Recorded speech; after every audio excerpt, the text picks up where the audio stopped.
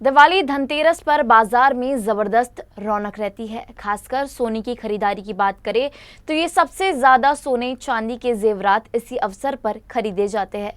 लेकिन इस बार सोने के भाव लगातार रिकॉर्ड बना रहे हैं। ऐसे में सोने की चमक और भी बढ़ गई है, लेकिन इसके बावजूद इसकी मांग सबसे ज्यादा है।